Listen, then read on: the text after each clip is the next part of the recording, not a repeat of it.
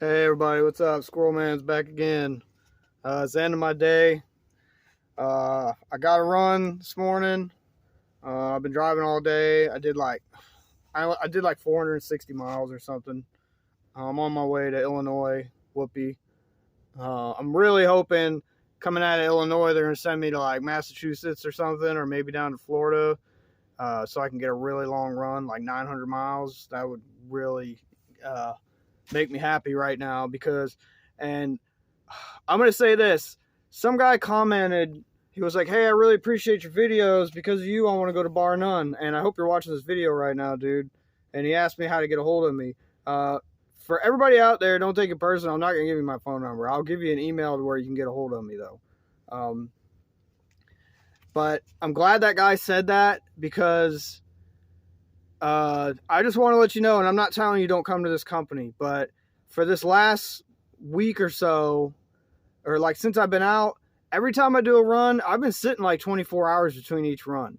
And I don't want to say that's a Bar None problem because I've heard a lot of rumors, and please comment on this if you know what I'm talking about. I've heard a lot of rumors lately that just the trucking industry period has been low on freight.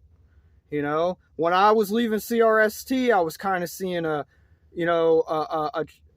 chain of events, that would lead me to believe they could have been low on freight. So I'm not going to tell anybody that watches my videos not to work for Bar None. I'm not going to tell you that, but I am going to tell you what I'm going through right now, and I am seeing a lower amount. And all the jobs I'm doing aren't super far apart. I'm doing like average of like 300 to 400 miles most of the time. This run I just got is it was like 650 something miles, so I was pretty happy about that. So anyway, I just want to give you an update on that. But the real reason why I wanted to make this video was I wanted to talk about over the road long haul versus regional versus local. Especially to you new guys. You guys really need to hear this.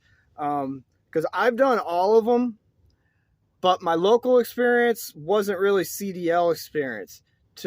Long story short about my local experience was I was working for a company called Parish Tire, and I was driving a box truck in like 100-mile radius. So it's local, but it's not CDL. It was a box truck, but it gave you an idea of what local driving would be like. But having said that, a lot of local CDL drivers will tell you that they go a lot further than 100 miles, in their delivering radius, but that is my local delivery experience. All right. But now I feel like I'm doing regional. I basically am doing regional. They're not going to call it that, but that's basically what I'm doing. The pros and cons of regional, you're not going to get one of the cons is you're not going to get super long runs, and super long runs are really good because that's cha-ching all the way there.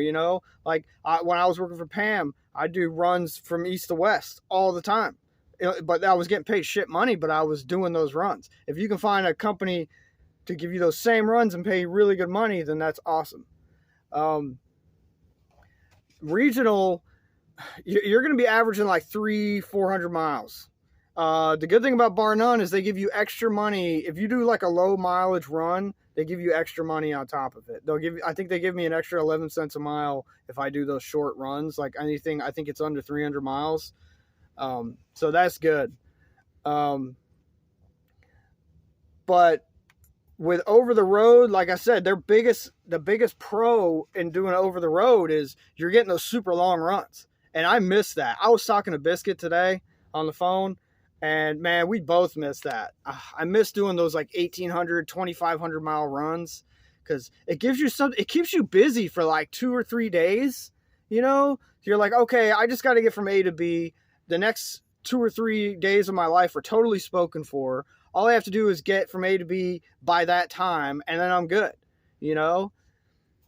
So that is like a huge pro, huge advantage, if you want to get into trucking, especially if you can find one like that that's drop and hook, man, take it and run. And especially if they offer you a minimum guaranteed weekly pay. Yeah, those are like huge checks to mark off or boxes to check. You know what I'm saying? Regional is not bad. Especially if you're one of those people, like say you got like a sensitive situation at home and you're like, man, I don't want to wander too far from the farm, you know, because what if I have to get back inside of like a 36-hour time span? You know what I'm saying?